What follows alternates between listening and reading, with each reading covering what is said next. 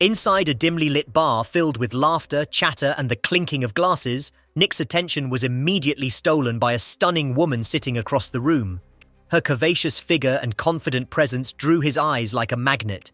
It was clear from the way he studied her every movement that Nick had been watching her for a while, almost as though he had been waiting for the perfect moment to make his move. Just as he began to gather the courage to approach her table, a man suddenly walked in and sat down beside her. To Nick's surprise, the stranger wasn't just any man. He turned out to be her boyfriend. As Nick casually eavesdropped on their conversation, he learned something more interesting. The man wasn't just an ordinary boyfriend, he was also a hardcore gambler. With a tone of excitement in his voice, the man tried to persuade his girlfriend to go with him to Atlantic City. His plan was simple but dangerous. They would gamble, win big, and then never have to work again. They'd live freely, with enough money to last them a lifetime. But instead of being impressed, the girlfriend frowned. She urged him not to get involved in gambling, warning him that it would only bring trouble. Their discussion quickly escalated into an argument. Sensing an opportunity, Nick grabbed his drink, walked over to their table, and boldly began hitting on the woman right in front of her boyfriend. The girlfriend, clearly uncomfortable and not wanting to cause a public scene, pulled her boyfriend by the arm and tried to leave. But Nick wasn't about to let them walk away so easily. With a mocking grin, he suddenly snatched the man's wig from his head, exposing his bald scalp for everyone in the bar to see. Bursting into laughter, Nick made a spectacle of him, ridiculing him in front of the crowd. The man's face turned red with rage, but when he sized Nick up, his muscular build, his intimidating presence, he chose to swallow his anger and walk away with his girlfriend. As they headed toward the exit, Nick continued taunting him. This time, the man couldn't resist. He spun around and threw a few punches, landing them on Nick's stomach. Surprisingly, Nick didn't retaliate. Instead, he allowed himself to take the blows. To the girlfriend, this made her boyfriend look strong and brave, and she proudly threw her arms around him. Only then was the truth revealed. The entire situation had been staged. The man had secretly hired Nick to play the role of a thug and humiliate him so that he could look heroic in front of his girlfriend. Once the performance ended, Nick was handed a generous payment for his services. Behind this facade, Nick was no ordinary troublemaker. In reality, he worked as a professional bodyguard for a law office in Las Vegas, protecting high-stakes gamblers who often found themselves in danger. Over time, his reputation grew, and he became a well-known figure in bodyguard circles throughout the city. But Nick's life wasn't stable. To survive, he juggled multiple roles: bodyguard, mercenary, occasional thug for hire, and anything in between. As long as the job paid well and didn't violate his personal sense of ethics, Nick was willing to take it on. After wrapping up that peculiar assignment, Nick returned to his modest home, got a few hours of sleep, and then resumed his routine at the office the next day. Not long after, a young, wealthy man appeared at the office looking specifically for Nick. The man explained that he wanted protection during his stay in Vegas, fearing that carrying around large amounts of cash would attract unwanted attention from thugs. But before officially hiring him, the man demanded that Nick prove himself. With a smirk, Nick launched into a list of his so-called credentials. He bragged that he had been knocked unconscious, blown up by bombs set by enemies, double-crossed, and even outnumbered by gangs. Yet somehow, he had survived it all. No matter the odds, nothing had ever managed to kill him. He was still alive and kicking. On top of that, Nick claimed he was a licensed pilot and a black belt in karate, trained in Tokyo itself. The young man's eyebrows raised with interest. Nick wasn't done yet. He went further, boasting that despite being just a bodyguard, he held an economics degree from Yale University. He claimed he could memorize the front pages of the New York Times in under 5 minutes and recall them perfectly, even weeks later. Nick also declared that he had won the National Gold Medal Championship 3 years in a row and spoke 4 different languages fluently. But then, with a grin, he confessed that he had one terrible flaw. He was a chronic bullshitter. Instead of being offended, the young man burst out laughing. He found Nick's wit and humor entertaining. In the end, impressed by both his charisma and his bold personality, he hired Nick as his personal bodyguard. Later that evening, after finishing his work, Nick returned to his usual bar. The waitress handed him a note from a woman named Holly. Without hesitation, Nick drove to her house. Holly was more than just an acquaintance, she was his friend. When Nick saw the bruises covering her face, his expression darkened. He demanded to know what had happened, who had hurt her, and why. But Holly, her voice trembling, admitted that she didn't even know the identity of her attackers. She explained that one night she had been ambushed, struck unconscious, and dumped outside a hospital. Somehow, with sheer willpower, she managed to crawl to the emergency room doors. By sheer luck, a doctor on a smoke break noticed her and rushed her inside. It was after this traumatic ordeal that she reached out to Nick for help. She wanted him to investigate and find the men responsible for torturing her. Sitting on the sofa, Holly carefully recounted the events of that night. She had gone to an important appointment at the Golden Nugget Hotel. When it ended, she took the elevator to leave. Inside were 3 men. The youngest among them spoke with authority, barking orders at the other 2, which made it clear to her that he was the leader. The other 2, built like tanks, were clearly his bodyguards. The men first tried to harass her, but when she resisted, they dragged her to their suite. There, the leader instructed his bodyguards to step aside while he brutalized her. After the assault, they heartlessly dumped her near the hospital, leaving her for dead. Nick asked which hotel it had been. When she confirmed it was the Golden Nugget, his heart sank. That place was a magnet for high rollers, dangerous people, criminals, and powerful figures. He initially refused Holly's request, claiming he didn't have any connections there and couldn't afford to get involved. Still, despite his words, Nick couldn't ignore what had happened to her. Later that night, he sneaked into the Golden Nugget and quietly began gathering information. Using his contacts, Nick spoke to 2 women working in the hotel laundry. They agreed to meet him in a diner, away from prying eyes. There, one of them revealed the truth. The man Holly was describing was named Danny. He was not only a violent fighter, but also connected to the Italian Mafia. His ties ran deep. He was backed by the family itself. The woman strongly warned Nick not to get involved. Danny's 2 bodyguards alone were dangerous enough to snap his neck like a twig.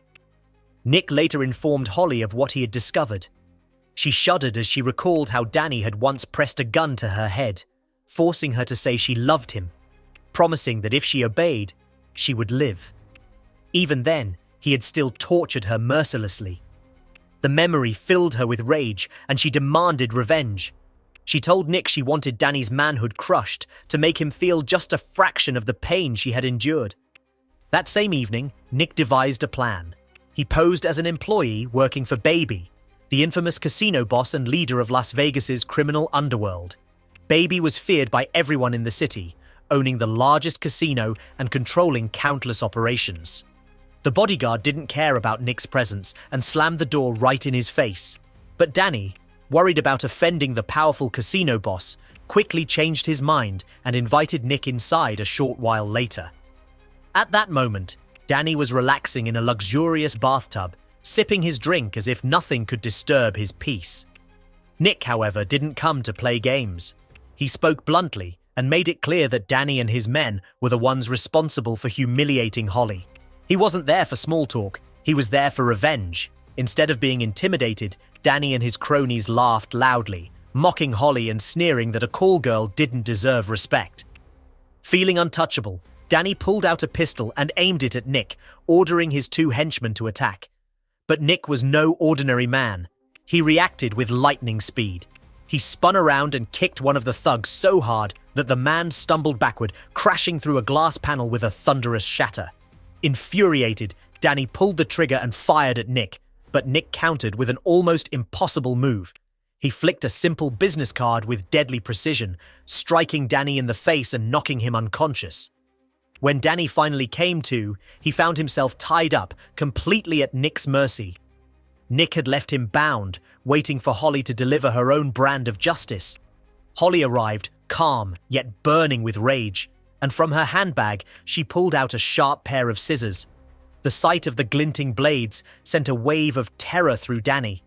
He dropped his pride and immediately begged for his life, promising to pay Holly $50,000 if she spared him. Holly accepted the offer, pulling the money from a drawer and handing half to Nick as his share. But deep down, she wasn't satisfied. She remembered every moment of torment Danny had inflicted on her, and forgiveness wasn't easy. With cold determination, she moved closer, scissors aimed at his most vulnerable spot. The sheer horror of the moment made Danny tremble. His cronies watched in silent panic, their faces pale, as they imagined the pain about to be unleashed on their boss. Danny winced in agony as the cold steel grazed him, but just before Holly delivered the final devastating cut, she stopped. Her hand froze in the air, and after a long pause, she made the difficult decision to spare him. Without another word, she turned and walked out, leaving Danny broken in spirit. Meanwhile, Nick returned home and dropped his $25,000 share on the table. The sight of the money sparked something inside him. Deep down, Nick had never wanted to remain in this cursed city. He dreamed of escaping the underworld life and retiring in peace, but he knew that dream would only come true if he could save at least $500,000. There was only one way to do it quickly: gambling. That night, Nick walked into the casino with quiet determination. He placed his first bet of just $10. The female dealer smirked, clearly dismissing him as a fool. But then the unthinkable happened. Nick started winning, hand after hand. Every move he made seemed flawless. Every card turned in his favor. It became clear that Nick wasn't just lucky. He was a seasoned card sharp, a man who once lost his future to gambling, but had also mastered its every trick. Tonight, however, he wasn't gambling for fun. He was gambling for freedom. As the bets grew larger, Nick decided to risk $1,000 in a single hand, thinking that whether he won or lost, he was ready to walk away from Las Vegas. After all, he had humiliated Danny, and he knew revenge would soon follow. But astonishingly, the more Nick played, the more unstoppable he became. His winning streak was so incredible that the casino replaced the female dealer with a stern-looking male one. Nick studied the new dealer's eyes and declared he didn't trust him. His instincts told him the man was shifty. At that moment, he noticed a familiar face nearby: Cyrus, a young gambler who had already lost heavily. Cyrus was fascinated by Nick's skill and stayed close, watching in awe as Nick's pile of chips grew higher and higher. Hand after hand, Nick triumphed. He won 20 rounds in a row, leaving the casino manager fuming. A crowd gathered around his table, cheering and gasping with every flip of the cards. Everyone held their breath as Nick prepared for what could be the final decisive hand. With unshakable composure, Nick revealed his cards, and once again, he emerged victorious. The crowd erupted into cheers, and Nick's winnings soared beyond imagination. At that moment, Nick could finally see his dream within reach. With enough money to escape Las Vegas and retire by the Mediterranean, he felt closer than ever to freedom.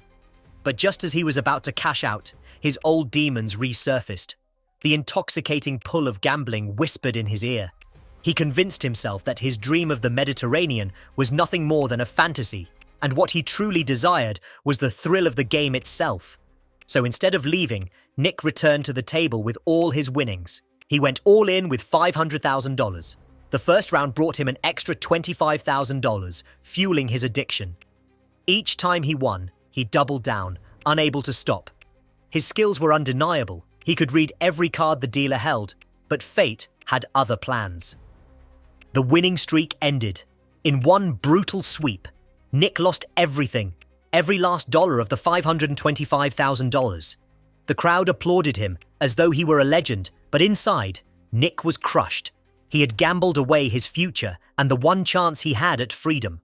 Cyrus, seeing Nick's despair, guided him back to his hotel room.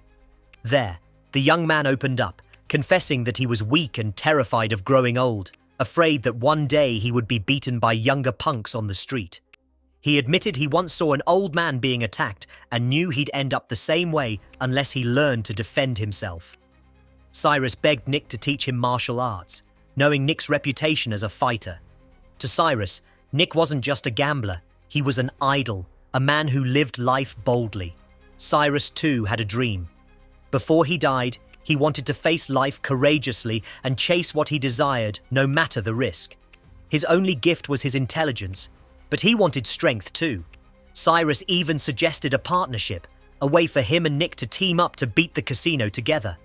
But Nick didn't believe in such schemes. He turned away, heading for the bar.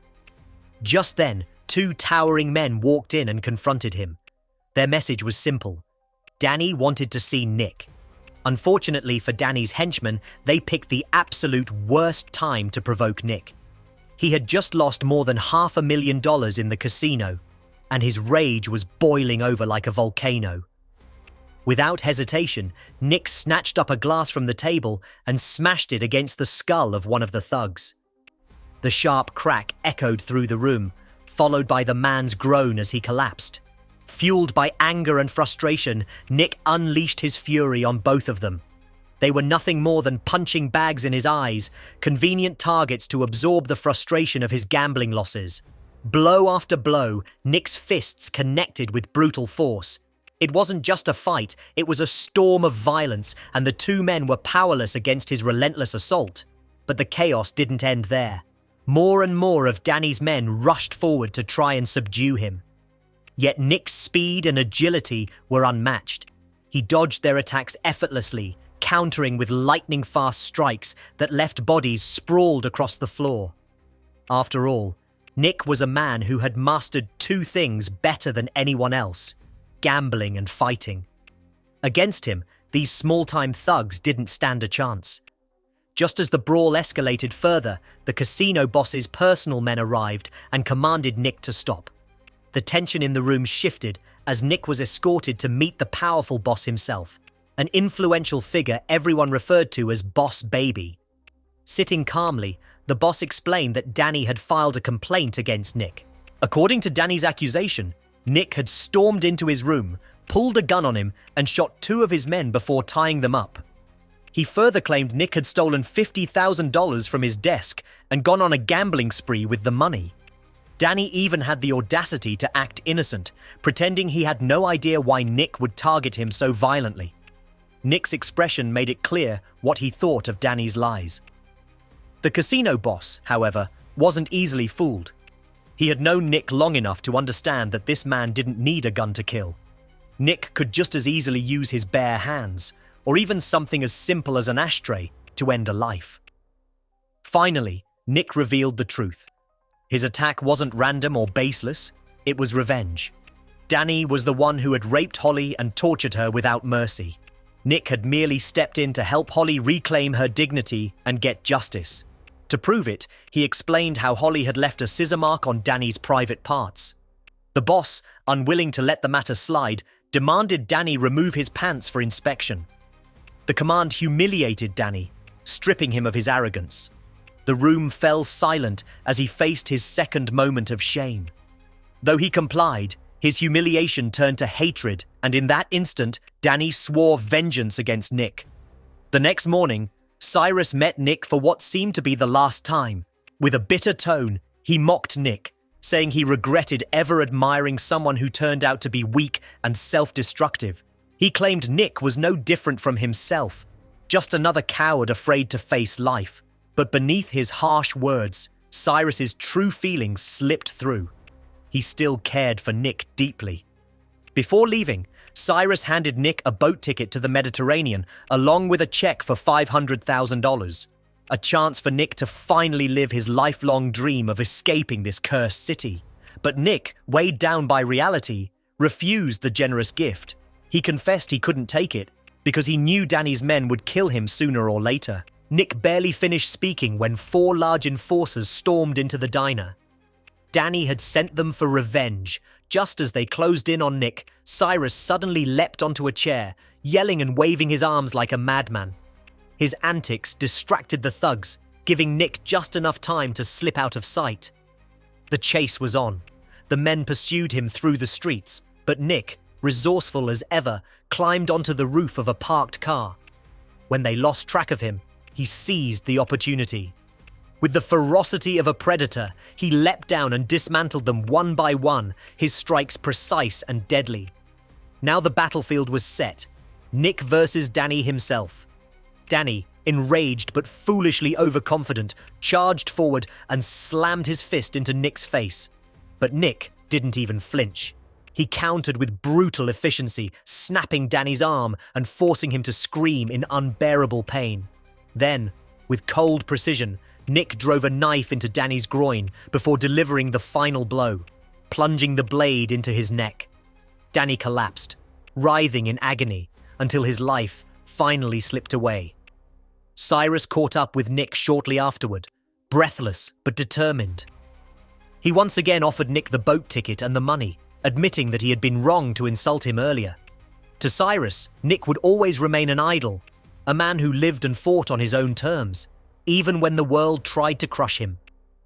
Finally ready to accept a new path, Nick returned home, packed his belongings, and prepared to leave Las Vegas behind. For the first time in years, he saw a glimmer of hope, a chance at the freedom he had always longed for. And with that, the story comes to an end. So, what are your thoughts on this movie? Did Nick make the right choices, or do you think his demons always held him back? Share your opinions in the comments below. Don't forget to subscribe and turn on notifications so you won't miss the next recap. Until then, goodbye, and see you in the newest videos.